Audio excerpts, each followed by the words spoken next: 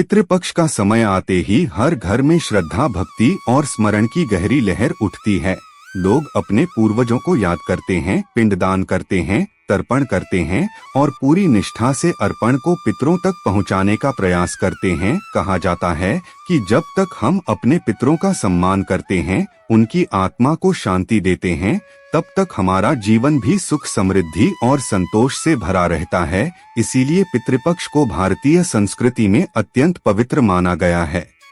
इस समय ब्राह्मणों को अन्न, जल, वस्त्र दान करने का विशेष महत्व है, किंतु इन सबके बीच एक रहस्य यह सबसे बड़ा है, और वह यह कि पितृपक्ष में हर परिवार अपने अर्पण को कौवे के द्वारा ग्रहण करने की प्रतीक्षा करता है। मान्यता है कि जब कौवा अर्पण को ग्रहण करता है तो इसका अर्थ यह होता है कि पितरों ने भोजन स्वीकार कर लिया है। कौवे को पितरों का प्रतिनिधि माना गया है, लेकिन यह परंपरा क्यों है? आखिर क्यों कौवा ही पितरों का प्रतीक बना? इस प्रश्न का उत्तर हमें त्रेता युग की उस घटना से मिलता है जब स्वयं भगवान श्री राम ने एक शाप के रूप में इस परंपरा की नींव रखी। कथा चित्रकूट से जुड़ी है। जब श्री राम, सीता और लक्ष्मण के साथ वनवास के समय वहां निवास कर रहे थे, उस स्थान की सुंदरता अपूर्व थी। मंदाकिनी नदी का कलकल प्रवाह, हरे वृक्षों की छाया, पक्षियों का कलरव और चारों ओर भक्ति और शांति का वातावरण। परंतु अहंकार और अविवेक को यह शांति कब रास आती है?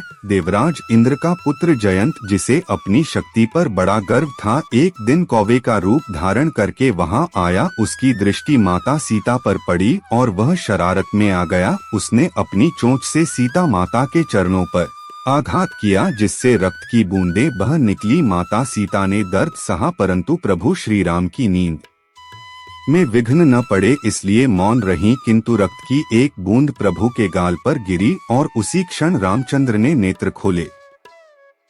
श्री राम ने देखा कि जानकी के चरण घायल हैं और उनका हृदय तुरंत करुणा और क्रोध से भर गया। उन्होंने तुरंत समझ लिया कि यह किसी साधारण पक्षी की करतूत नहीं है, बल्कि किसी देवपुत्र का अहंकार है। राम ने धनुष नहीं उठाया, बाण नहीं निकाला, उन्होंने केवल पास पड़ी घास का एक तिनका उठाया और उस पर अपना संकल्प रखा। उनके संकल्प से वह तिनका दिव्य अस्त्र बन गया और अग्नि की लपटों की तरह चमकने लगा। जयंत समझ गया कि अब उससे बड़ा कोई संकट नहीं है। वह तिनका उसके पीछे दौड़ पड़ा। जयंत अपने पिता देवराज इंद्र के पास भागा और बोला, मुझे बचाइए। पर इंद्र ने सिर झुका लिया और कहा, पुत्र, यह राम का संकल्प है, इसे न मैं रोक सकता हूँ न कोई अन्य देवता, तू स्वयं ही उनकी शरण ले। फिर वह ब्रह्मा जी के पास गया, पर वहाँ भी वही उत्तर मिला। महादेव के पास गया, पर वहाँ भी यही उत्तर मिला। महादेव ने कहा, जयंत, राम का तिनका कोई साधारण अस्त्र नहीं है,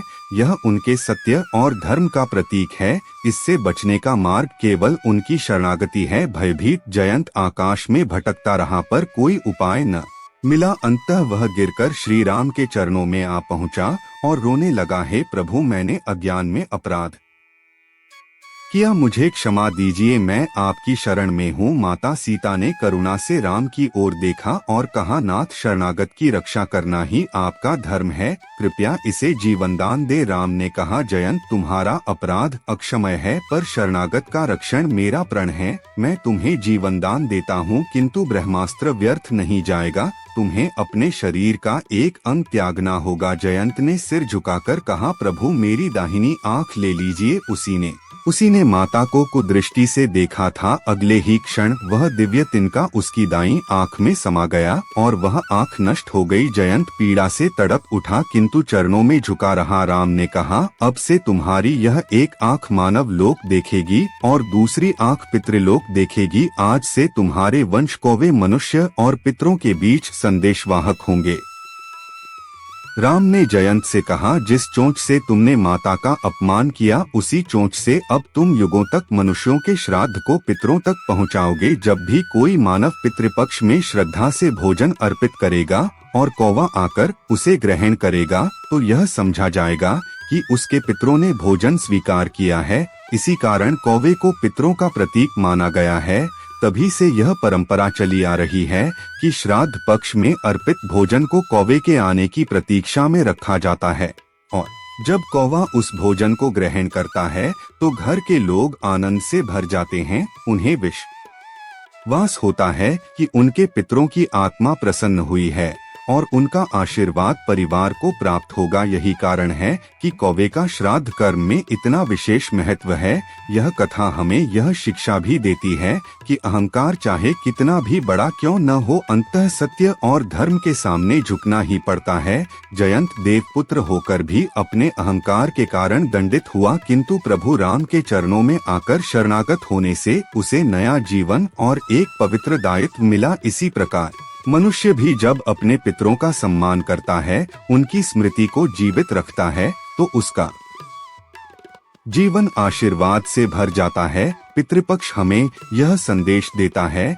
कि हम अपनी जड़ों को न भूलें, जिन्होंने हमें जन्म दिया, जिनकी मेहनत से हमारी पीढ़ियां आगे बढ़ी, उनके प्रति कृतज्ञता ही जीवन का सबसे बड़ा धर्म है। यही कारण है कि भारतीय संस्कृति में यह परंपरा आज तक जीवित है और हर साल हम पितृपक्ष के दिनों में कौवे की प्रतीक्षा करते हैं और मानते हैं कि उसके आगमन से पितरों का आशीर्वाद हमें प्राप्त होता। प्रिय भक्तों, आपने अभी सुनी कर्मा कुटीर की यह पावन कथा। यदि यह कथा आपको ज्ञान, प्रेरणा और शांति प्रदान करे तो इसे दूसरों तक अवश्य पहुंचाइए, ताकि हर कोई अपने जीवन में धर्म और भक्ति का प्रकाश जला सके। हमारे चैनल कर्मा कुटीर को सब्सक्राइब करना न भूलें, ताकि आप तक ऐसी ही और दिव्य कथाएं, प्रेरणादायी प्रसंग और जीवन बदलने वाले संदेश लगातार पहुंचते रहें। घंटी के निशान को दबाइए ताकि हर नया वीडियो सबसे पहले आप तक पहुंचे। अपने विचार कमेंट में साझा करें और पितरों, देवताओं और धर्म से जुड़ी और कहानियां सुनने के लिए जुड़े रहिए कर्मा कुटीर के साथ, जहां हर कथा, हर मंत्र और हर संदेश आपके जीवन को सुख, शांति और समृद्धि की ओर ले जाता है।